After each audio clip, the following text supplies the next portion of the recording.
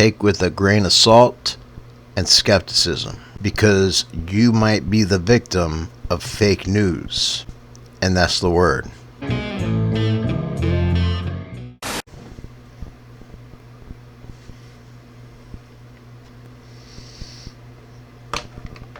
Should we do a little afterword? Afterword.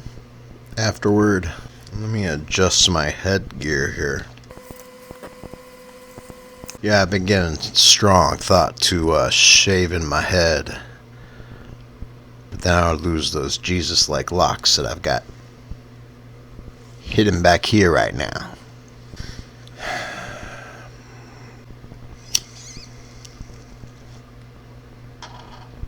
Here's a little afterthought. Like, fake news, it seems like, has just become a like a response to somebody's opinion. Like, somebody will say something, news or not, and somebody will be like, fake news. And the problem with this is that we're going to start calling real news fake news. We're going to start calling real news fake news. And then if it becomes a meme and it travels around, we're not going to believe real news stories. That's where this confusion can go. I don't think fake news really means anything anymore. It's just an insult. It's the way to shut down an argument. You say fake news, and you slam the door. I tell you what's not fake news is that my pipes are cached. If you guys will indulge me, I'm going to refill some little weed pipes here. Because this is a medical podcast too, about medical marijuana and how it helps with mental illness. Can marijuana solve your problems? No. They can make them more bearable. It can make your problems more bearable. So fake news is actually going to get worse and worse due to AI and deepfakes. If you don't know what a deepfake is, besides it being a pornography type of program where you can put your favorite actress's face on a porn actor's body. Anyway, there's a whole genre on those dirty sites of deepfakes. But deepfakes are going to be used for politics. The technology is not far away. The technology is really already here. What if we get a deepfake video of that little fella, that little rocket man that runs North Korea? What if we get a deepfake video of him saying that he's gonna nuke the US? The video will look 100% real. It'll be his face, his voice, everything seamless.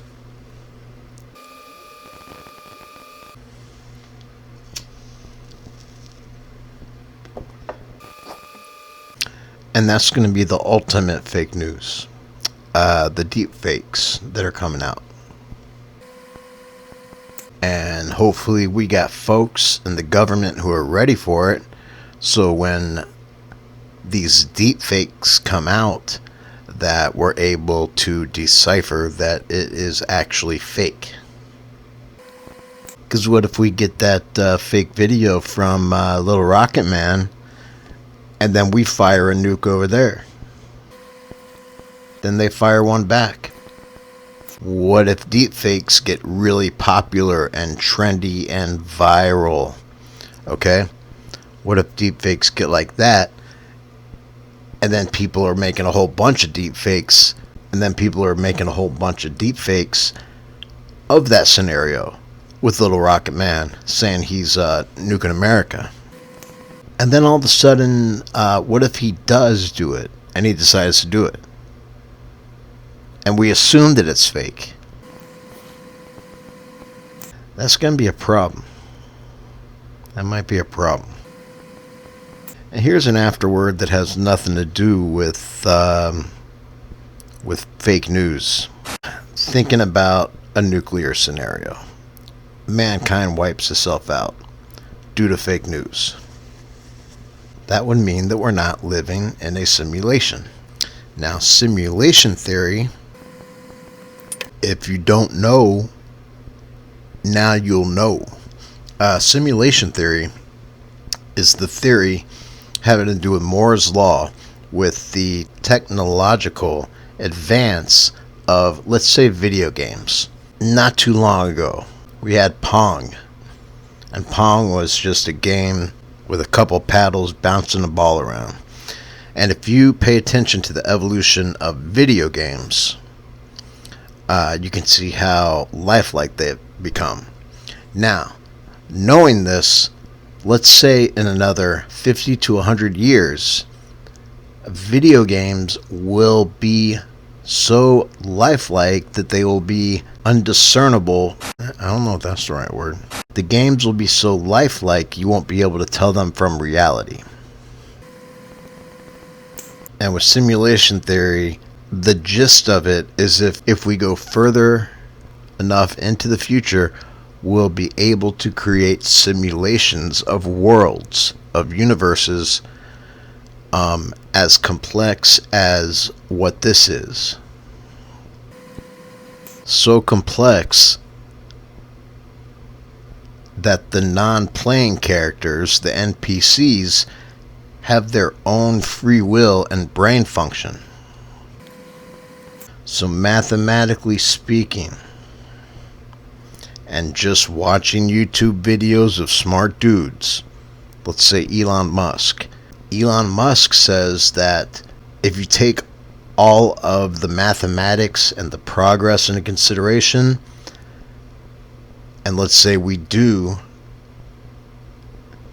survive long enough to be able to create simulations, those simulations can create other simulations. And if you take that into effect, the reality that we're living in right now, 1 in billions of chances that it's base reality, that it's the real reality.